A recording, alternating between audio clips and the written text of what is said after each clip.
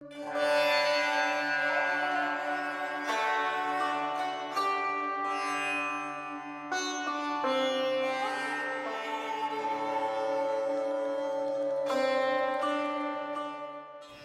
morning, everyone.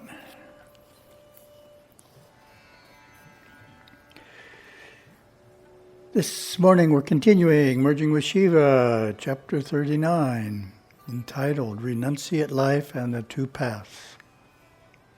Drawn from the 1970 Master Course, lesson 271 continued, following neither path. Truly devout born members of Hinduism would never turn against the cause they support, nor would those who join the faith by valid adoption or conversion. For to make their unwavering commitment they made sacrifices, be it a family inheritance or alienation from their community, such as Jews, Christians, and Muslims have faced, who have left their fold and converted to the Sanatana Dharma. The voice here is commitment to an established religion and fully converting to it by severing from any and all prior affiliations. Also, there should be zero tolerance for inharmonious conditions. So many gurus live surrounded by conflicts amongst followers as a way of life. No wonder they pass on before their time. It has always been my advice to gurus and swamis to impose aloneness as a prayaschitta, penance on dissidents who have infiltrated their core. In their aloneness, they would experience the torment of their own misdeeds, and their departure would be imminent. Or in their aloneness, their soul might shine forth and deliver a message to their errant mind, perhaps pre-programmed by others who sent them to break up the group and emancipate them from the destructive and disruptive path they are on. Those within the ashram are pursuing a higher path, training for true renunciation, are then freed from the detractors. The detractors are also freed to find good spouses and raise good families within the confines of their faith. Every group has such misfits within it from time to time. Wise gurus and swamis will ferret them out and send them on their way before they make too many bad karmas that will sorely impact their next birth.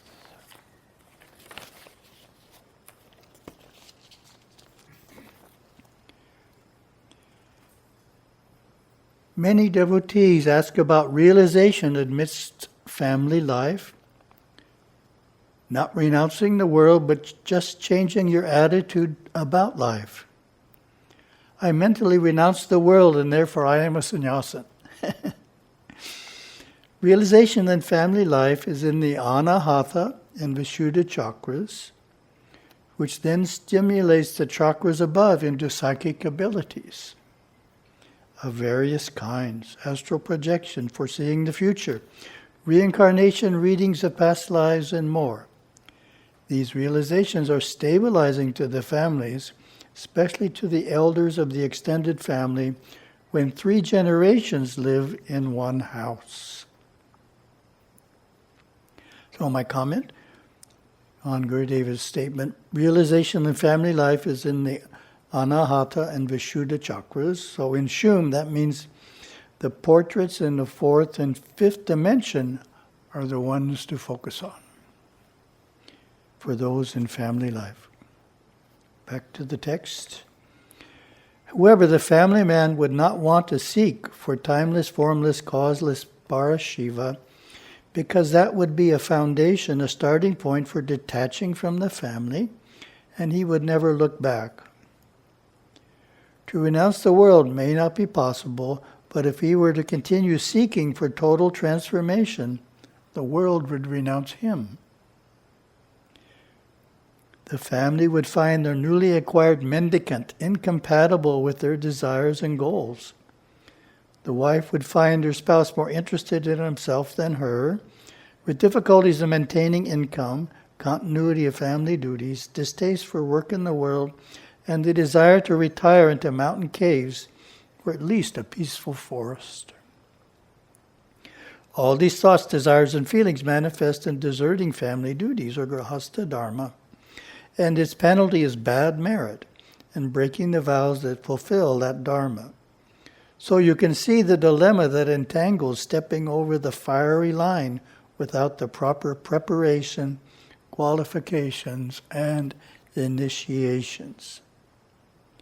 It is the sannyasa initiation that gives permission, the starting point for the experience of parashiva and the aftermath of transformation. This is what the orange robes signify in orders that set for themselves this ideal as their true goal. So, Gurudeva's phrase there, the aftermath of transformation, I have a comment on it. It is popularly thought that it is enough to experience the state of parashiva once. That is not true. Parashiva must be regularly re-experienced over many years. This re-experiencing process brings this realization through the entirety of one's being. In the padas of Saiva Siddhanta, this idea is the practice of yoga and jnana, to focus on daily re-experiencing the ultimate meditative state of nirvikalpa samadhi, the realization of parashiva. As Gurudeva explains in Merging with Śiva, Lesson 34, parashiva has to be experienced time after time for it to impregnate all parts of the body. Ears, eyes, nose, throat, all parts of the body have to realize parashiva. And the siddha has to do this consciously. The calves have to realize parashiva. All the parts of the lower body have to realize parashiva, because all of those tala chakras have to come into that realization.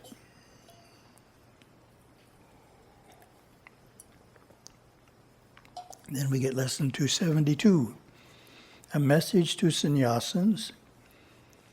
To further delineate the nature of renunciate life, I would like to share with you a letter I wrote to the sannyasins of my Saiva Siddhanta Yoga order. It constitutes the introduction to holy orders of sannyasa, the vows and ideals they live by. The first part of your life was lived for yourself. The second part will be lived in the service of others for the benefit of your religion. You have been tried and tested through years of training and challenges and prove yourself worthy to wear the kavi, the orange robes, and to fulfill the illustrious Saiva Sannyasin Dharma. The sannyasin hearkens close to Shiva and releases the past to an outer death. Remembering the past and living in memories brings it into the present. Even the distant past, once remembered and passed through in the mind, becomes the nearest past to the present. That's an interesting idea. Even the distant past, once remembered and passed through in the mind, becomes the nearest past to the present. Sannyasins never recall the past. They never indulge in recollections of the forgotten person they have released. The present and the future, there is no security for the sannyasin in either. The future beckons, the present impels. Like riding upon the waters, the experiences of the sannyasin leave no mark, no samskara to generate new karmas for an unsought-for future. He walks into the future, on into the varied vrittis of the mind, letting go of the past, letting what is be, and being himself in its midst, moving on into an ever more dynamic service, an ever more profound knowing. Be thou bold, sannyasin young, be thou bold, sannyasin old. Let the past melt and merge its images into the sacred river within. Let the present be like the images written upon the water's calm surface. The future holds no glamour. The past holds no attachment, no return to unfinished experience. even upon the dawn of the day. Walk into your destiny with the courage born of knowing that the ancient Saivite scriptures proclaim your sannyasin's life great above all other greatness.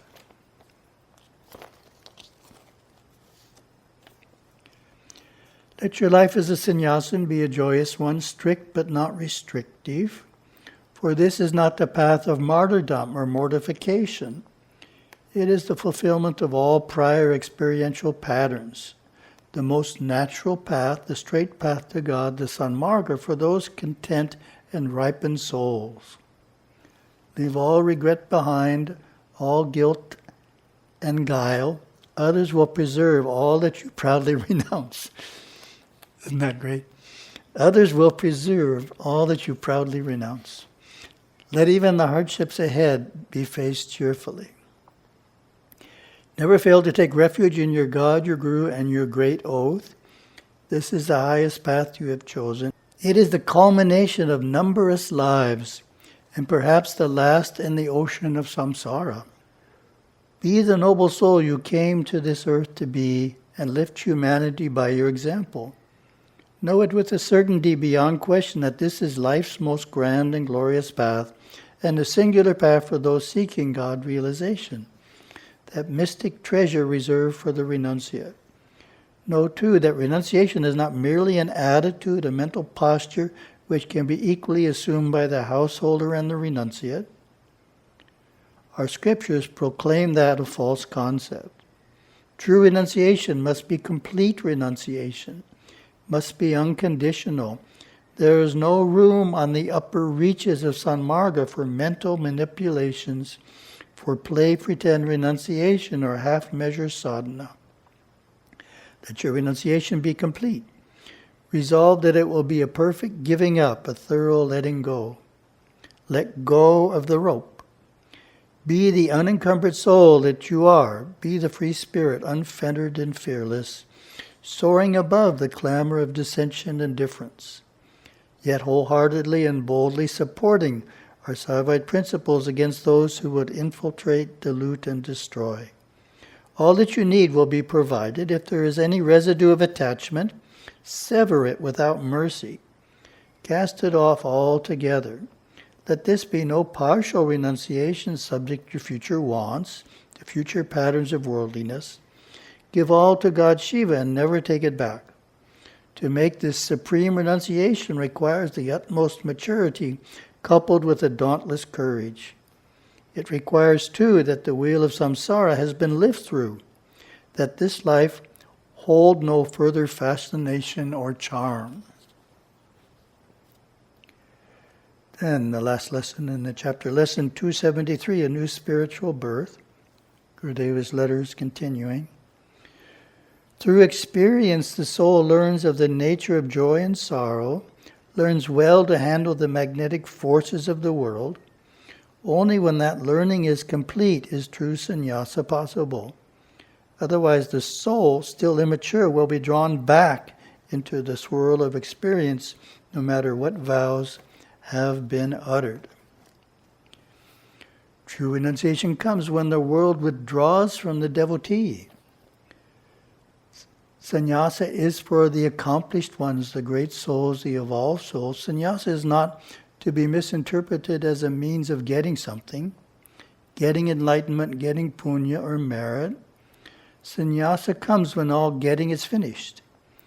It is not to get something, but because you are something, because you are ready to give your life and your knowledge and your service to Saivism, that you enter the life of the sannyasin. The kavi or saffron robes are the royal insignia of the sannyasin. Those in kavi the world over are your brethren, and you should feel one with each of these hundreds of thousands of soldiers within. The ideals of renunciation as practiced in the Sanatana Dharma are outlined fully in these holy orders of sannyasa. Live up to them as best you can. You need not be a saint or jivan mukta to enter into the ancient world order of sannyasa. Renunciation in its inmost sense is a gradual process. It does not happen instantly when a vow is spoken. Do not mistake sannyasa diksha as the end of effort, but look upon it as a new spiritual birth, the beginning of renewed striving and even more difficult challenges. There will remain karmas to be lived through as the soul continues to resolve the subtle attachments or vasanas of this and past life. It is enough that you have reached a knowing of the necessity of tyaga.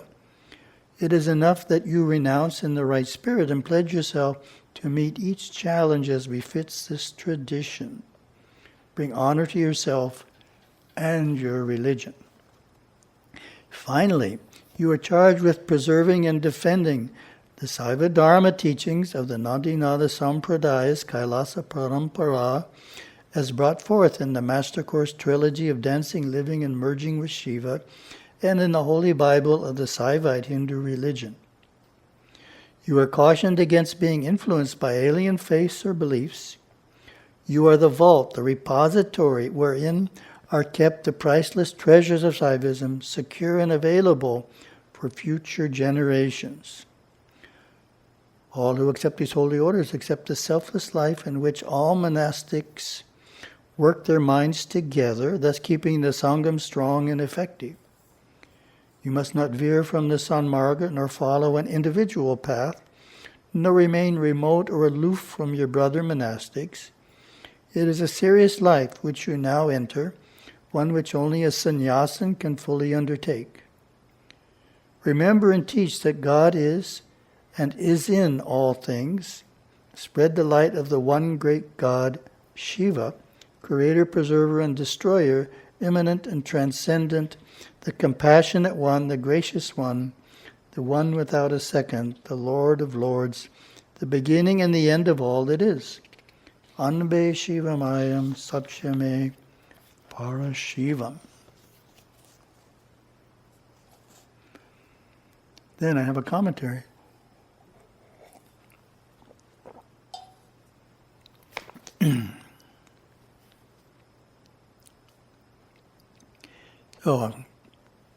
Commenting on Gurudeva's line, do not mistake sannyasa diksha as the end of effort, but look upon it as a new spiritual birth, the beginning of renewed striving and even more difficult challenges.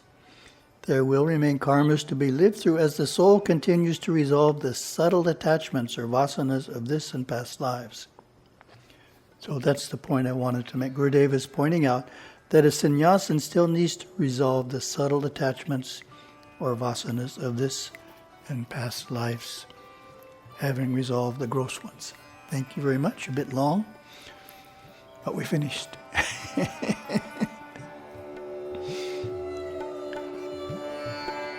Have a wonderful day. Om.